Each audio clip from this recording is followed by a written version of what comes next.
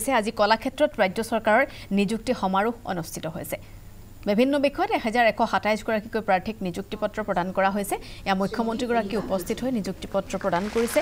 লোক নিৰ্মাণ বিভাগ, চিকিৎসা শিক্ষা আৰু গৱেষণা বিভাগত নিযুক্তি দিয়া হৈছে এইসকলক। লোক নিৰ্মাণ বিভাগৰ কনিষ্ঠ অভিযন্তাৰ পদত 266 গৰাকীকৈ লোকক নিযুক্তি দিয়া হৈছে। 812 গৰাকী ষ্টাফ নাৰ্ছ, 45 গৰাকী 49 গৰাকী চতুৰ্থ বৰ্গত MTSত নিযুক্তি প্ৰদান কৰা হৈছে। এতিয়ালৈকে সৰ্বমুঠ 99,097 গৰাকীক নিযুক্তি দিছে ৰাজ্য চৰকাৰে।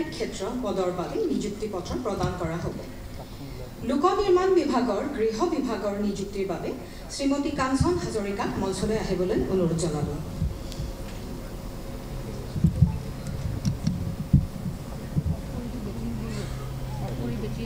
শ্ৰীমতী কাঞ্চন হাজৰিকা, ধন্যবাদ। লোক নিৰ্মাণ বিভাগৰ পথ বিভাগৰ নিযুক্তিৰ বাবে এইবাৰ মঞ্চত আহিবলৈ অনুৰোধ জনালোঁ শ্ৰী ৰাতুল কলিতাক।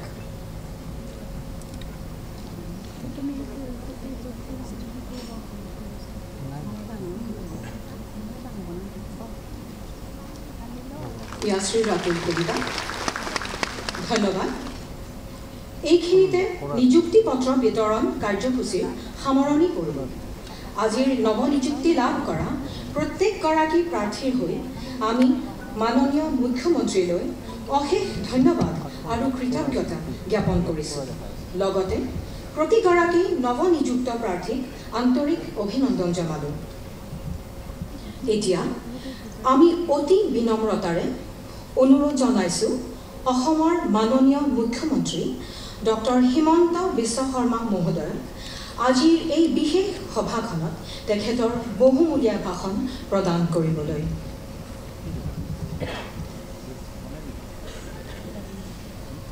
শ্ৰীমন্ত শংকৰদেৱ স্বাস্থ্য বিজ্ঞান বিশ্ববিদ্যালয়ৰ উপাচাৰ্য প্ৰফেচাৰ ডক্টৰ ধ্ৰুৱজ্যোতি বৰা ডাঙৰীয়া, অসম চৰকাৰৰ স্বাস্থ্য শিক্ষা আৰু গৱেষণা বিভাগৰ আয়ুক্ত সচিব ডক্টৰ সিদ্ধাৰ্থ সিং ডাঙৰীয়া, লোক নিৰ্মাণ বিভাগৰ আয়ুক্ত সচিব শ্ৰী ৰাজ চক্ৰৱৰ্তী ডাঙৰীয়া, শ্ৰী চন্দন শৰ্মা ডাঙৰীয়া, নেশ্যনেল হেল্থ মিছনৰ mission director doctor Lakshmanan S ডাঙৰীয়া, স্বাস্থ্য শিক্ষা সঞ্চালক ডক্টৰ অনুপ কুমাৰ বৰ্মন ডাঙৰীয়া, আজি নিযুক্তি পত্ৰ ল'বলৈ অহা যুৱক যুৱতীসকল আৰু উপস্থিত সুধীবৃন্দ, আজি আমি 1127 গৰাকী প্ৰাৰ্থীক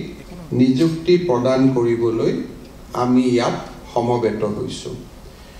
আৰু আজি নিযুক্তি পত্ৰ প্ৰদান কৰা দুইটা বিষয়ে বা দুইটা বিভাগে অসম চৰকাৰৰ এটা অতি গুৰুত্বপূৰ্ণ বিভাগ। 2021 চনৰ মে' মাহত আমাৰ চৰকাৰ শাসনলৈ আহিছিল আৰু সেই সময়ত আমি জনসাধাৰণক প্ৰতিশ্ৰুতি দিছিলোঁ যে আমি 1 লাখ যুৱক যুৱতীক নিযুক্তি প্ৰদান কৰিম। আজি আমি এই 1127 গৰাকী নিযুক্তি পত্ৰৰে নিযুক্তিৰ প্ৰক্ৰিয়াক আমি প্ৰায় 1 লাখৰ ওচৰা ওচৰি আমি আগবাঢ়ি যাবলৈ সক্ষম হৈছোঁ। আৰু মাত্ৰ কেইটামান নিযুক্তিৰ পিছতেই আমি 1000 নিযুক্তিৰ প্ৰক্ৰিয়া সম্পূৰ্ণ কৰিম। এক প্ৰকাৰ ক'বলৈ গ'লে আজিৰ দিনত আমি নিযুক্তি দিয়া সংখ্যা হ'ল 99,097 গৰাকী। অৰ্থাৎ আৰু 3টা নিযুক্তি দিয়াৰ লগে লগে আমি 1 লাখ নিযুক্তিত আমি ভৰি দিব পাৰিম।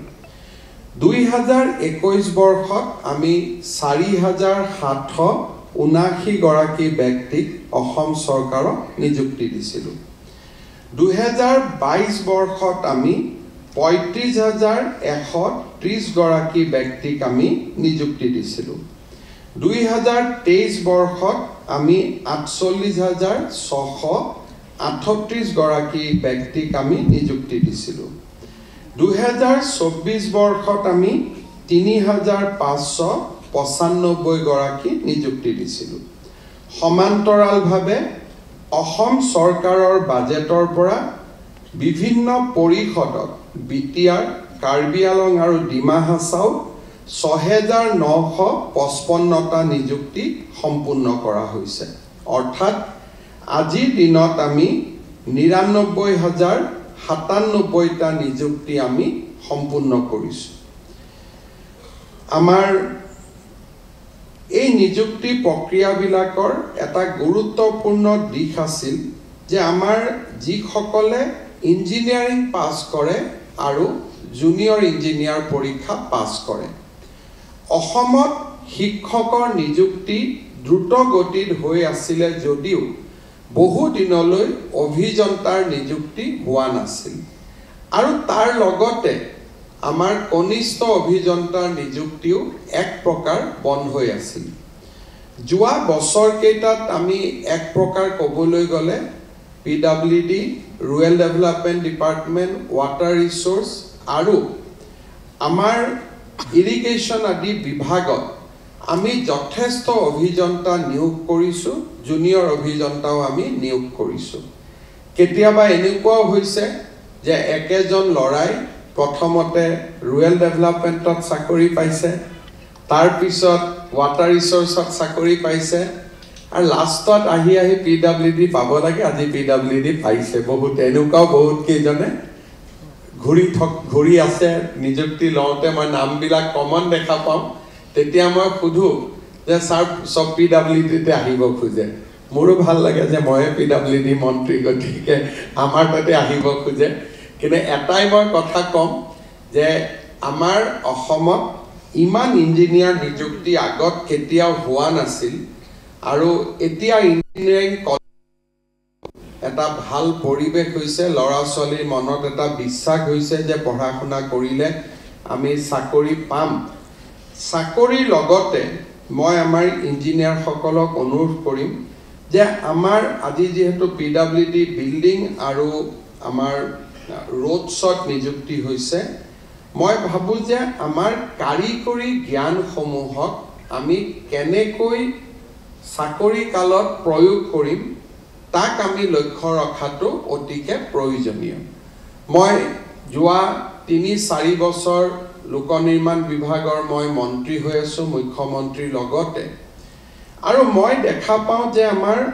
বহু সময়ত ইঞ্জিনিয়াৰ সকলে ঠিকাদাৰ সকলৰ ওপৰতে নিৰ্ভৰশীল হৈ থাকে সাইট ভিজিট একেবাৰে কম থাকে আৰু আনকি বহুত সময়ত এস্টিমেট আদিও আমি নিজে চোৱাৰ অভ্যাসটো আমি কমাই পেলাম যেতিয়া এটা ৰাস্তাৰ মাজত পানী জমা হয় তেতিয়া আমি বুজি পাব লাগিব যে ইয়াত ইঞ্জিনিয়াৰৰ কোনো তেওঁলোকৰ কন্ট্ৰিবিউশন দিয়া নাই কাৰণ যেতিয়া ৰাস্তা এটা বনাব মাছটো সদায় ওপৰত থাকিব আৰু মাজৰ পৰা পানী দুইটা সাইডলৈকে নিগৰিত হ'ব লাগিব তাক আমি কেম্বাৰিং বুলি কওঁ কেম্বাৰিং আমি আমাৰ সাবজেক্ট আছে আমি ভালকৈ পঢ়ো কিন্তু আপোনালোকে এতিয়া গুৱাহাটীটো যদি ৰাস্তা ঘাটবোৰ চাব যায় দেখিব যেটো পথ হল হৈছে ৰাস্তাৰ মাজত হৈছে তাৰ মানে আমি ইয়াতে ঠিকাদাৰ সকল আহিছে আৰু তেওঁলোকে যেনেকে ৰাস্তা বনাই দিছে তেনেকে আমি চাইছো আমি নিজৰ অভিযান্ত্ৰিক যেটো মূল্য হেতু তাত আমি নিয়োগ কৰা নাই ঘৰৰ নিৰ্মাণটো আমি দেখা পাওঁ যে বিল্ডিংটো ৰং আদি হৈ থাকে কিন্তু নিৰ্মাণৰ সময়তে বহুত বিলাক ক্ৰেক আমি দেখা পাওঁ তাৰ মূল কাৰণটো হল যে আমি নিৰন্তৰ তাত ভিজিট নকৰা কাৰণে কিমান বালি দিছে কিমান সিমেন্ট দিছে কিমান পানী মাৰিছে আমি কোনেও নাচাওঁ শেষত ৰংটো দি দিয়াৰ পিছতে ভিতৰত গুটেইখিনি কথা সোমাই যায় উদ্বোধনৰ দিনাখন কোনেও একো গম নাপায়, দুদিন পিছত বিল্ডিংবিলাকত ক্ৰেক ওলাব ধৰে। ইয়াৰ ফলত আমাৰ ক্ষতিটো হয় কি যে এটা ৰাস্তা নিৰ্মাণ কৰোঁতে আজিকালি 1 কিলোমিটাৰ ৰাস্তা বনাওঁতে প্ৰায় 1.5 কোটি টকা লাগে। আৰু যিমানে ৰাস্তাৰ বনোৱাৰ মূল্য বাঢ়ি গৈছে সিমানে নতুন ৰাস্তা বনোৱাৰ ক্ষমতাটো আমাৰ সীমিত হৈ আহি আছে। কাৰণ এটা ৰাস্তা যদি বনাব 1.5 কোটি টকা লাগে তেতিয়ালে 100 কোটি টকা খৰচ কৰিও আমি 100 কিলোমিটাৰ ৰাস্তা বনাব নোৱাৰো। ফলত বহুতো গাঁৱৰ মানুহে চহৰৰ মানুহে পকী ৰাস্তা তাৰ পৰা বঞ্চিত হৈ থাকিব লাগে। আৰু ভোটৰ ওপৰত